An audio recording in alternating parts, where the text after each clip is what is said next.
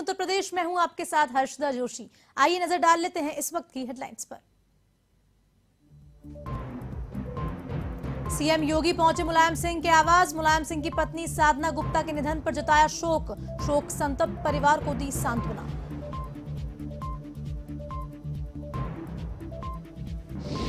उत्तर प्रदेश में मुस्लिम समुदाय ने मनाया ईद उल अजहा। मस्जिदों और ईदगाह पर की सामूहिक नमाज अदा। लोगों ने दी एक दूसरे को ईद की मुबारकबाद। सुरक्षा के रहे कड़े इंतजाम।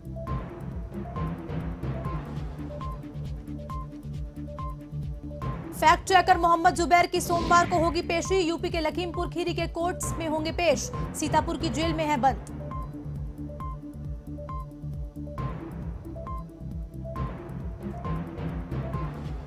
रायबरेली पुलिस का ऑपरेशन क्लीन जारी। पुलिस और बदमाशों के बीच मुठभेड़ में 2 बदमाश घायल। 4 बदमाशों को किया गिरफ्तार।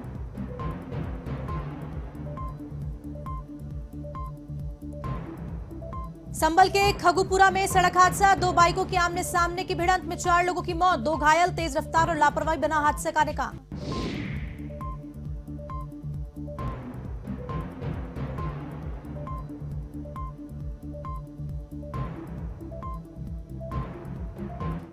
अब खबरें विस्तार से।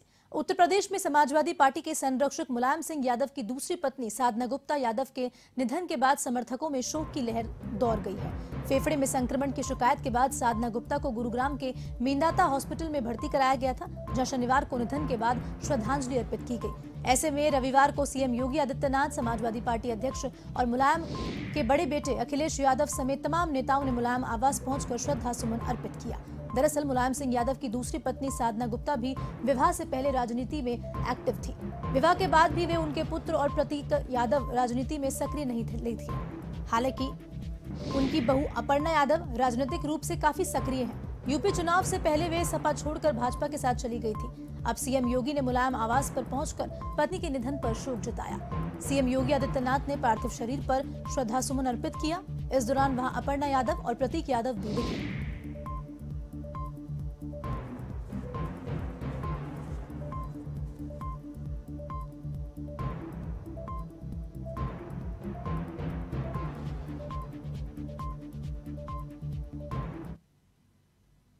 देश भर में ईद उल अजहा का त्योहार मनाया जा रहा है। इसी कड़ी में यूपी के कासगंज में ईदगाह मस्जिद समेत तमाम मस्जिदों में ईद की नमाज अदा की गई, जिसके चलते पुलिस प्रशासन ने भी सुरक्षा व्यवस्था को चकाचौंध रखा। वहां कासगंज की पुरानी ईदगाह पर डीएम हर्षिता माथुर, एसपी बीबी जीटीएस मूर्ति के साथ भारी पुलिस बल मौके पर मौजूद रहा। वहीं नमाज के बाद सभी ने एक दूसरे से गले मिलकर ईद की शुभकामनाएं दी। इस मौके पर बड़ी ईदगाह के मौलाना मोहम्मद फैजान ने ईद को अमन और भाईचारे का त्योहार बताते हुए सभी से प्यार मोहब्बत से रहने की अपील भी की।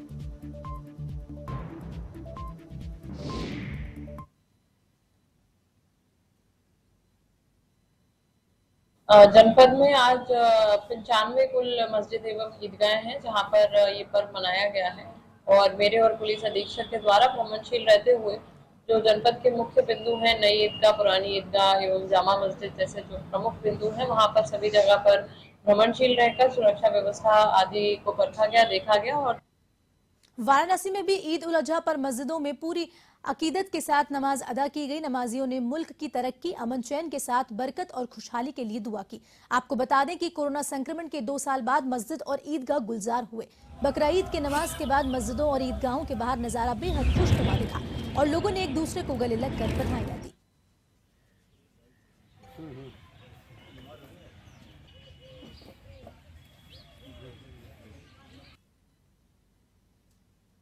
काशी कमिश्नरेट में अब तक जितने भी पर्व और त्यौहार संपन्न हुए हैं वो बहुत ही सकुशल और एक आदर्श वातावरण में संपन्न हुए हैं।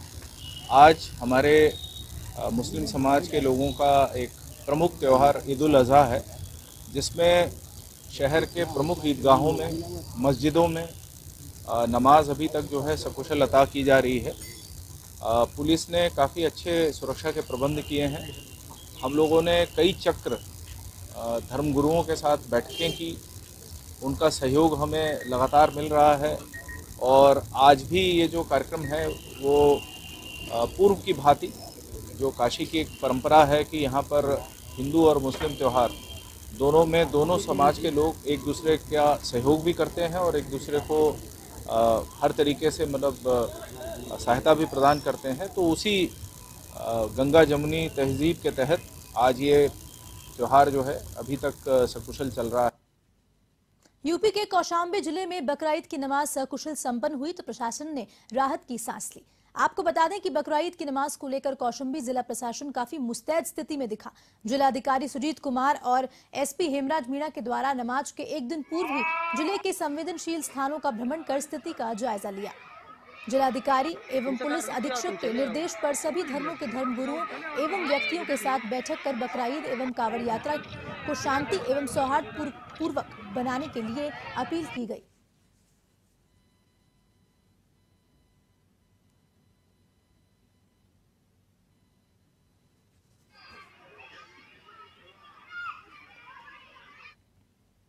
वहीं शाहजहांपुर में ईद उल अजहा बड़ी ईदगाह में बहुत ही खुशनुमा माहौल से मनाई गई। ईदगाहों और मस्जिदों में बड़ी संख्या में मुस्लिम समाज के लोगों ने नमाज अदा की और मुल्क की सलामती और आपसी सौहार्द की दुआ मांगी। साथ ही साथ सभी ने एक दूसरे को गले मिलकर मुबारकबाद दी। इसके बाद घरों और मदरसों में कुर्बानी दी गई।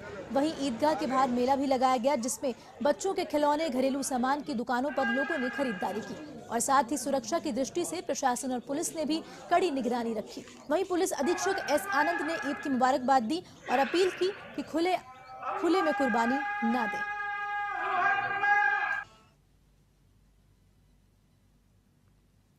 पहले तो आपके चैनल के माध्यम से सभी जनपद वासियों को ईद उल अजहा की बहुत बहुत मुबारकबाद। हम ऊपर वाले से यही प्रार्थना करेंगे कि पूरे हिंदुस्तान में अमन चैन रहे, सुकून रहे, तरक्की हो और हमारा देश तरक्की करे, आपस में भाईचारा रहे।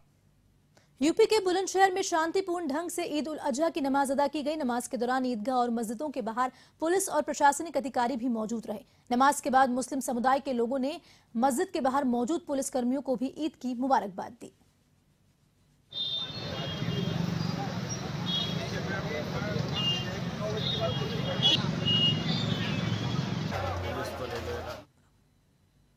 लखीमपुर खीरी जिले में परंपरागत तरीके के साथ ईद उल अजहा का त्योहार मनाया गया। लोगों ने ईदगाहों और मस्जिदों में ईद उल अजहा की नमाज अदा कर मुल्क में अमन और चैन के लिए दुआएं मांगी। वहीं त्योहार के मद्देनजर सुरक्षा व्यवस्था को लेकर जगह जगह पुलिस प्रशासन पूरी तरह से तैनात रहा।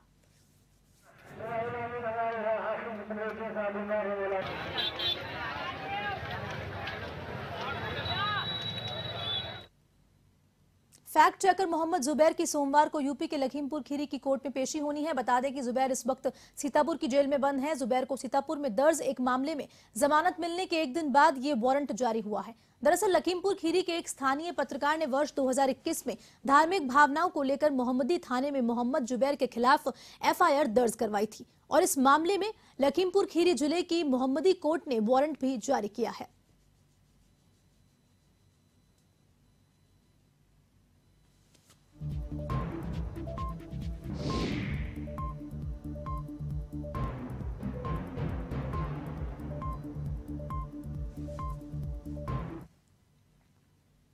यूपी की रायबरेली पुलिस का ऑपरेशन क्लीन जारी है। बता दें कि पुलिस और बदमाशों के बीच अलग अलग थाना क्षेत्रों में 2 बार मुठभेड़ हुई जिसमें डलमऊ और उचाहर कोतवाली पुलिस ने 4 बदमाशों को गिरफ्तार किया है। मुठभेड़ में जवाबी फायरिंग के दौरान 2 बदमाशों के पैर में गोली लगने से वो घायल हो गए। पुलिस ने चारों बदमाशों को गिरफ्तार कर और घायलों को हॉस्पिटल में भर्ती किया है।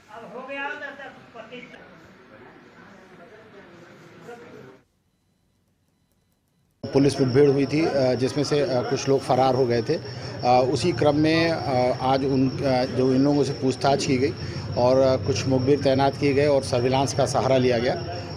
तो ये पता चला कि इसमें से जो बाकी बचे हुए सदस्य हैं वो मध्य प्रदेश भागने की फिराक में हैं और उनके पास एक कार है जिसका नंबर हम लोगों को जानकारी हो गई थी और इन सब जानकारी का उपयोग कर ये पता चला कि ये ऊंचाहार से डलमऊ की तरफ जा रहे हैं और लालगंज होते हुए फतेहपुर निकल के ये भागने की फिराक में हैं।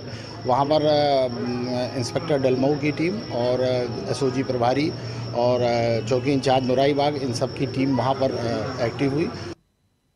यूपी में संभल इलाके के गांव खग्गूपुरा में दर्दनाक सड़क हादसा हो गया। आपको बता दें कि 2 सड़कों की भीषण भिड़ंत में 4 लोगों की मौत हो गई, जबकि 2 गंभीर घायल हो गए। दोनों बाइक पर 6 लोग सवार थे। ऐसे में आमने सामने की भिड़ंत में हुए घायलों को जिला अस्पताल में भर्ती करवाया गया। सूचना पर पुलिस मौके पर पहुंची और पूरे मामले की अब जांच शुरू कर दी है।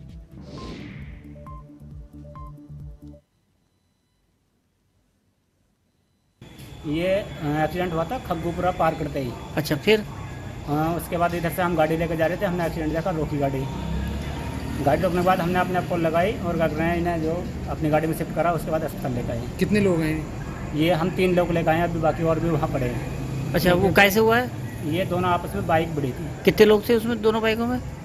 शायद 3-3, 4-4 लोग थे इन बाइकों पर। अब खबर यूपी के बुलंदशहर से है, जहां रजवाहे में युवक का शव मिलने से सनसनी फैल गई, जिसके बाद सूचना पर पुलिस मौके पर पहुंची और जांच पड़ताल में शुरू की। मामला खुर्जा नगर कोतवाली क्षेत्र के तेलिया घाट रजवाहे का है। बताते चले कि मृतक के हाथ पर विकास लिखा हुआ है, लेकिन फिलहाल शव की कोई पहचान नहीं हुई है।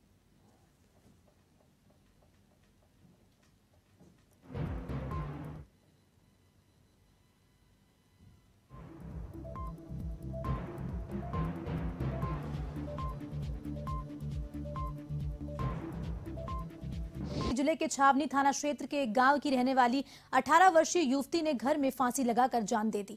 आत्महत्या करने से पहले उसने वीडियो भी बनाया और इसे शेयर कर दिया। उधर मृतका के पिता ने गांव के ही एक युवक पर बेटी को दुष्कर्म करने की धमकी देने का आरोप लगाया है। अपलोड वीडियो में युवती जान से मारने की धमकी दिए जाने की बात कह रही है। पुलिस ने बताया कि युवती ने आत्महत्या की है और घटना की छानबीन की जा रही है।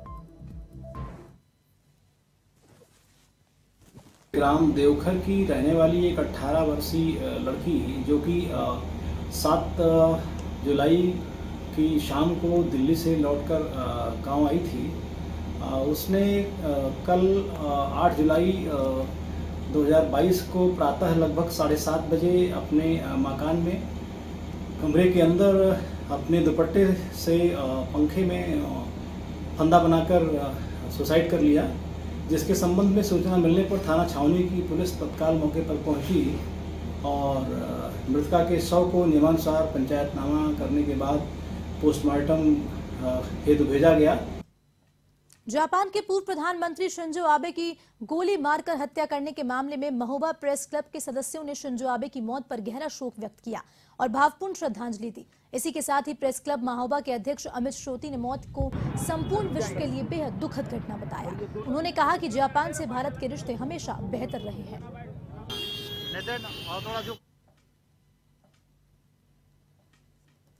चाहे राजीव गांधी हो, चाहे संजय गांधी हो, इन तमाम लोगों की अगर बात की जाए तो ये सब भी गंदी राजनीति का शिकार बने हैं। ऐसा ही एक शिकार अभी जापान से बनाने की तस्वीरें आई हैं। आप लोगों ने देखा होगा कि शिंजो आबे की हत्या कर दी गई है। ये वाकई में बहुत बड़ी क्षति है जापान के लिए और संपूर्ण विश्व के लिए कि एक ऐसा सफल राजनीतिक व्यक्ति को अगर इस तरीके से मौत के घाट उतार दिया जाएगा तो ये वाकई में बहुत दुखद घटना कहलाएगी। जापान के पूर्व प्रधानमंत्री शिंजो आबे जी की मृत्यु के उपरांत आज हम सभी पत्रकार साथियों ने यहाँ पर उन्हें भावभीनी श्रद्धांजलि दी। निश्चित तौर पर वो भारत और जापान के अटूट संबंधों के बीच की एक बड़ी कड़ी थे। गोरखपुर जिले के खोराबार ब्लॉक के अंतर्गत ग्राम रामपुर क्षेत्र में कुछ लोगों ने उज्ज्वला योजना के तहत मिले गैस सिलेंडर का उपयोग बंद कर दिया है। ग्रामीणों का कहना है कि गैस सिलेंडर इतना महंगा होने के बाद हम उसका उपयोग नहीं कर पा रहे हैं।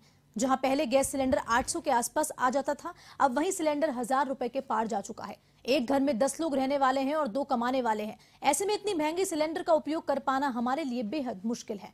अब ऐसे में फिर से हमें हमारे हालात लकड़ी और चूल्हों पर हमें खाना बनाने के लिए मजबूर कर रहे हैं।